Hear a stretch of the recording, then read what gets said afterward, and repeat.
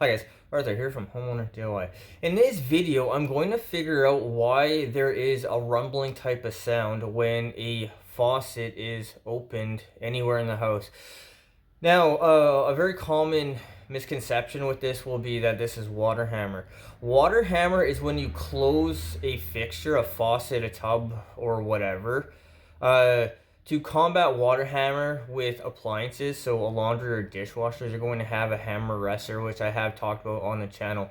Now, because the sound is coming when a faucet is opened, it's not water hammer. Now, by process of elimination, a couple things here. First of all, it happens throughout the house, not one fixture, so it's not a fixture-related issue. Now, the other thing is, I replaced the pressure reducing valve, the PRV, back in October. Guys, I will link into the description the video that I did. I've never had this problem until after the PRV was replaced with the current one that is installed now. So with that in mind, I'm going to start from the very end. So in other words, I'm going to start from the PRV and then work my way into the house. Now, I don't see what else it would be other than the PRV, so that is what we're going to focus on. Well, with that in mind, what we'll do now is we will listen for the sound and what it sounds like. Alright, so here is our kitchen faucet. This is a two handle, which means the hot and cold stay separated. So what I'm going to do is I'm going to turn on the cold and then we're going to listen for the sound.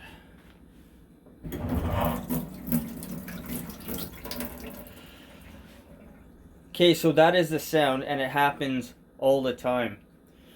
Now, because it's not only happening at this kitchen sink, it's happening at the tub upstairs, bathroom sink somewhere else in the house, that is telling me that this is more than likely the pressure reducing valve, or also known as a PRV on the water main. Alright, so this is the tools list, at least to start out with, because I don't know what the problem is quite yet. So I have my finishing kits. So I have crescent wrench, rapid wrenches, channel locks. I have a bucket for water, a light, and an extension cord. So to start out with the troubleshooting phase, this is what I have for tools, but we'll see where this goes. Alright, this is our water main. So from the street, the water comes up into the bottle. We have our main shut off. This will shut off the entire house. We go up into our pressure reducing valve, or PRV, and then we have a takeoff below the PRV. So this is city side, domestic is up there. So this is a high pressure hose bib. So what I'm going to do is we'll shut the water off. That is off. And now I'm going to go and open a faucet. That is going to relieve pressure on this side here. And then I'm also going to open this hose bib outside, and that's going to alleviate the pressure here. Alright, so we'll open the cold side of our faucet.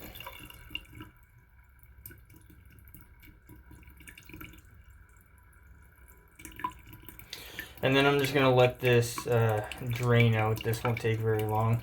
And now I'll go open the hose bib in the front. Alright, so we'll open up our high pressure hose bib. And then we'll leave it open to introduce air into the system for when I remove the PRV. Alright, so with water shut off, I'm going to take this off. I'm going to put a bucket underneath it to catch any water. Keep in mind, there's still water at the top here, so there will be a little bit. And I'm just going to use channel lock pliers to undo it. And guys, remember to hold it in place so you don't stress anything too much, or try to minimize it.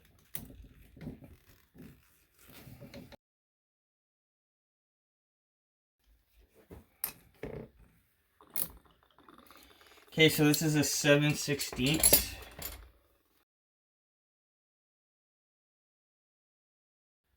Alright, so I've taken the part out. This is the part here. So I realized putting a wrench on this didn't do anything. You'd have to hold this in place. Otherwise, looking at this here, everything looks to be okay. I don't see anything that that really jumps out at me. So what I'm going to do is I'm going to open the valve. We'll send some water through here into a bucket and we'll see if we notice anything. Alright, so I have my buckets. I'm going to just put over the opening. Guys, remember, this is city pressure. It's going to be 100 pounds.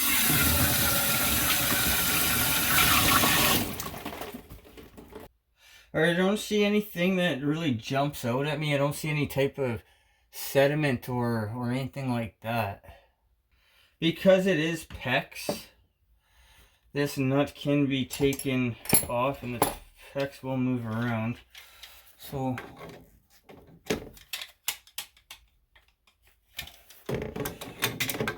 I will take off the unit. Alright, everything here looks good. Everything from the bottom here looks good. What I'm going to do is I'm going to put it back together and then I'm going to wait a little while and see if anything changes. But right now I don't think it's the PRV. Alright, so this is what it looks like. So we have our cap. The cap will have the brass. You see the lip, so it'll go on like this. So the spring will go in as it is, and then this will be at the very top. So our cap here, the screw, will go onto like this, and this is the way that this has been designed. So what I'll do now is I'll put the PRV back together. Alright, so we'll put this back in. It just goes in.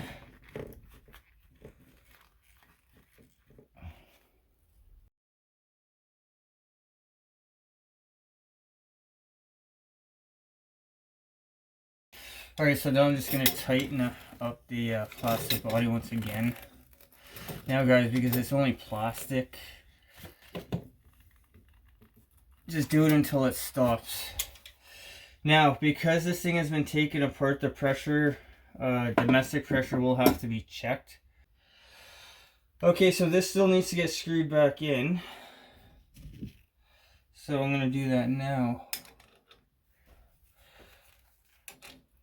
So it's a 1/2 inch, and we're going to just tighten it back down until the nut here hits the body. Okay, so I'm now going to go and close the outside hose bib, close the one faucet that I opened, and then turn the water back on. Okay, so here's our valve. We'll turn it on very slowly.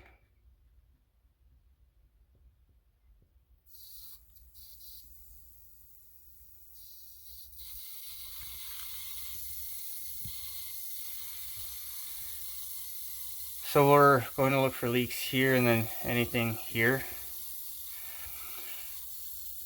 And we're going to wait until we don't hear any more water flowing. Okay, so the water main is now silent, so we can open this the rest of the day. So as I said, make sure that there's nothing leaking from here and here. But as of now, I'm confident I don't think it's the PRV. My next guess is going to be the water heater. Alright, so after the PRV, I flushed out the water heater because sometimes sediment in the water heater, once it gets heated up, it can cause a vibration within the tank. So I shut off the valve there. I drained out the entire water heater. And then with the valve, I opened and closed it, and to give the bottom of the water heater some shots of water. And the idea was to kick up the sediment to see if that was going to fix the problem. Well, it did not. So the next thing to do is to check the expansion tank, which is here.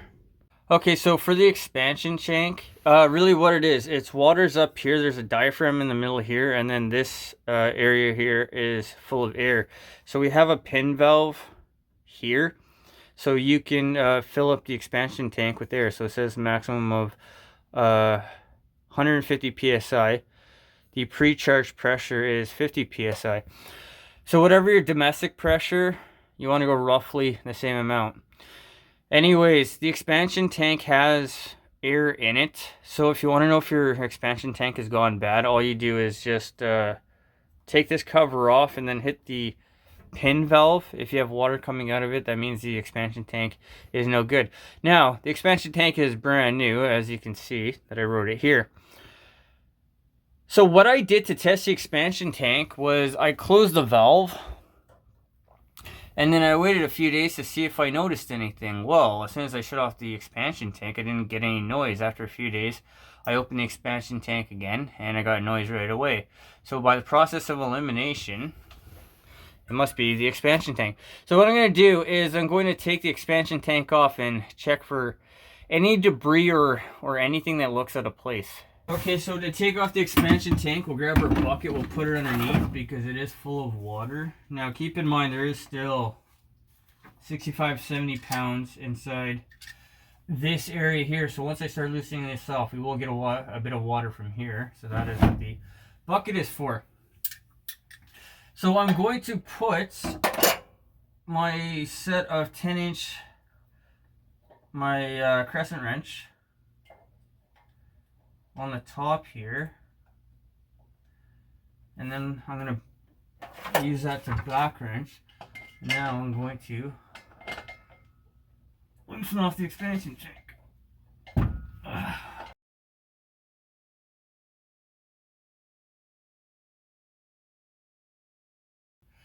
Alright, with the expansion tank now removed, I'm going to turn the valve on and see if we get any debris.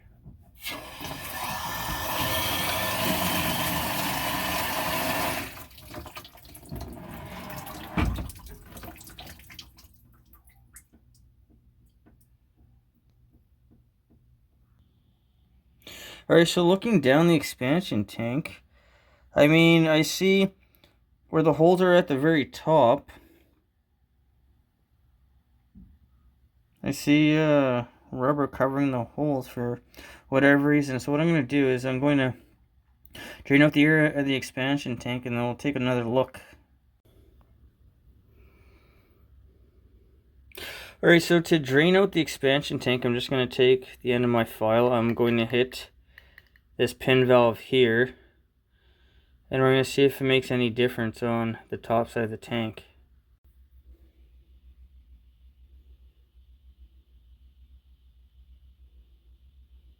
Alright, so we see the rubber right where the holes are. So what I'm going to do is I'm going to release the air, and then we'll check right after and see what it looks like. Alright, even after I released the air, I still had to poke the rubber to get the rubber to break away from the steel casing on the top here. So what I'm going to do is I'm going to put the expansion tank back on.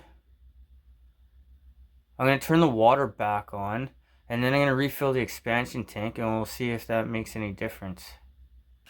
Okay, so I wrapped the threads with 8 wraps of white Teflon tape, and then I put some thread compound on it as well.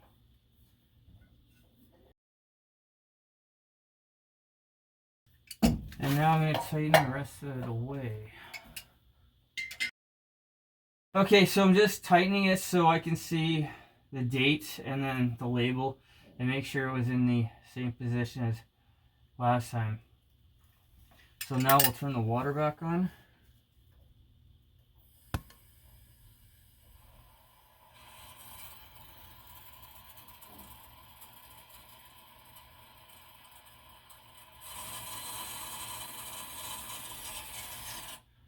Okay, and now I'm going to refill the air side of the tank.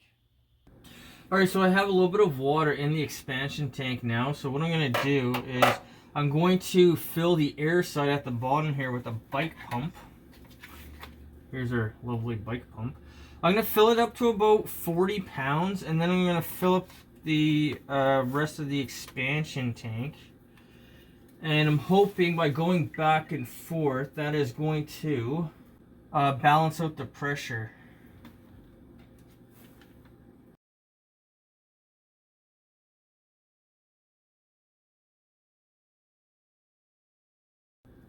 All right, so I have 40 pounds on the air side based on the gauge over here.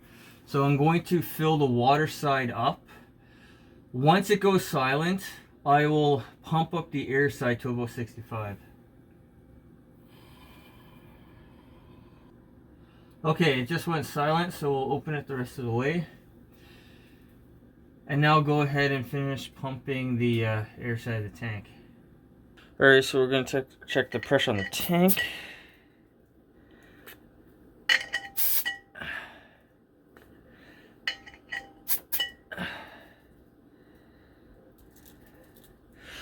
Okay, so we're right around 65 pounds. So I'm going to leave this now. We'll put the cap back on, and we're going to see if this will make any difference. Alright guys, so that concludes this job. So the issue was the expansion tank. Why it was the expansion tank, I don't know. Nobody that I asked could give me an answer either. When I installed the expansion tank, I filled the air side first and then the water side. I would think that it would balance out the pressures when I did that, but for some reason the diaphragm was stuck to the top. So after deflating the tank, I filled it up partially with water. I went up to 30 pounds on the air side, and then I filled the water side to domestic, and then I filled up the air side to the equal pressure, and that seemed to fix the problem. So for this here, this was something new for me. I've never ran into this type of issue before. Guys, really quickly, if you notice a sound coming from your faucet when you close it, it's water hammer. If you're opening the faucet and you hear a sound, more than likely you have a chunk of washer or some type of debris stuck in your cartridge, creating turbulent flow. But if it's not just one faucet, then start from the water main and then work your way into the house, testing different things. The time on this job. The hands-on time was probably about 4 hours. I spent about 2 weeks testing the expansion tank. I turn it on, hear the noise. I shut it off for a few days. There wouldn't be a noise. I turn it on, notice the noise, and then again, I'd shut it off and I wouldn't hear any noise. So that was my indication that it was the expansion tank. The cost of this job. The cost was nothing because I didn't need anything to fix this material-wise. So with that in mind, this is purely just a time job. But even for a service company, it'd be up in the couple hundreds of dollars. Guys, I hope you enjoyed the video. I hope you learned something because I have. I hope something here, if you run into a problem with a noisy water pipe, something that I've told you here will help you to diagnose and fix the problem on your own. Guys, until next time, please hit the like button, subscribe, and I'll see you on the next project.